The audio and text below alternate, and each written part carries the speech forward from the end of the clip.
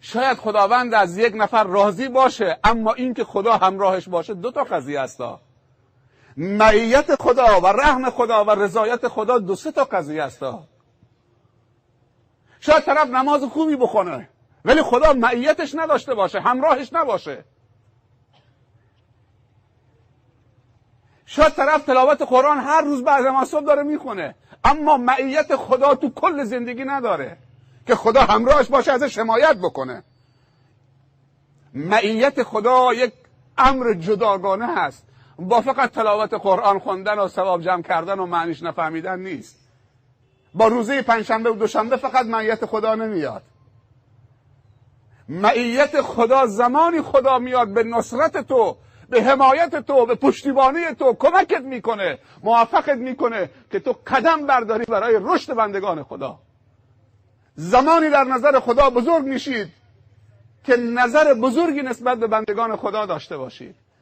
اگر نماز بخون، نماز یک مسئله شخصی خودته، تو دید بزرگ و خوب به بندگان خدا ندارید، فقط نماز میخونید که کسب ثواب بکنید. باید نماز بخونید و برای بندگان خدا قدم بردارید. وقتی قدم برداشتید دید خدا نسبت به تو دید بزرگی میشه، حرکت خدا به طرف تو حرکت حمایتی میشه. اگه باور ندارید تا این آیه ها مرور بکنیم. والذین جاهدوا فینا لنهدینهم سبلنا و ان الله لمع المحسنین. نیکوکاران، کسانی که احسانشون متوجه دیگران میشود و جهاد میکنن، جهاد مالی، جهاد تبلیغی، جهاد تعلیمی، جهاد سیاسی، جهاد جنگی، به هر وسیله جهاد میکنن. باید معیت خدا رو همراه خدا خودمون بکنیم. و ما رمیت اذ رمیت ولکن الله رما. وقتی که انسان خدایی میشه و حرکت میکنه برای نصرت بندگان خدا و دین خدا، هر قدمی که برمیداره، هر تیری که پرت میکنه، خدا پشت اون قضیه است. میگن در جنگ بدر، جوانا میدونن جنگ بدر چیه؟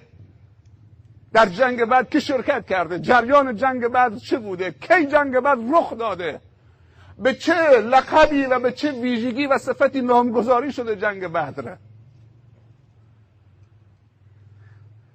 جنگ بدر از بزرگان قریش خارج شدن، شاید نزدیک 15-20 تا شتر فقط شراب بار کرده بودن.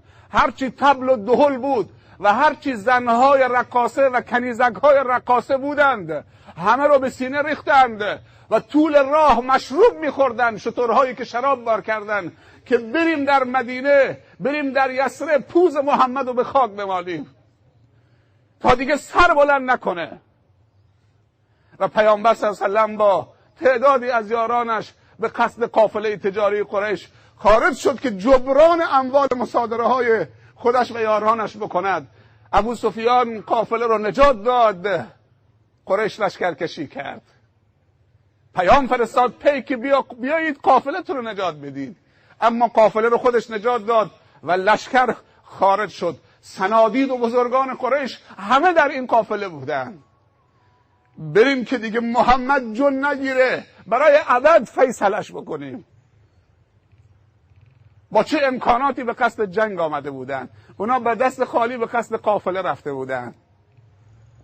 پیامبر صلی الله علیه و سلم قبل از این که دو تا لشکر به هم بریزه، یک گوشی نشست، دستو بلند کرد، اونقدر دستشو لرزوند که ردای رو کتفش افتاد و سپیدی زیر بغلش نمایان شد. گفت خدایا اگر این جمعی که خالص و مخلصم برای تو نصرت نکنی، بعد از این در جزیره العرب و در دنیا پرستش نخواهی شد. خدایا وعدی که به من دادی دستش میتکن اینطوری. امروز اگه جوان دستش اینطوری میتکنه میگن ملا شده، نه؟ کلاسش با این میاد کسی دستش بلند میکنه به سوی خدا. ولی شیشه دستش گرفته عربده میکشه، کلاسه. یقه باز کرده گردنبند طلا سر عروسی داره میرقصه، کلاسه. ولی داروش نمیشه بکنه. ملاست. اگه دو زانو نشست رو به قبله تو مسجد کمی دعا کرد و پیامبر اینطوری دستش میتکنه، التماسش میکنه. اینا بندگان خودتن، قصد تکبر روی زمین ندارن، قصد ظلم، فساد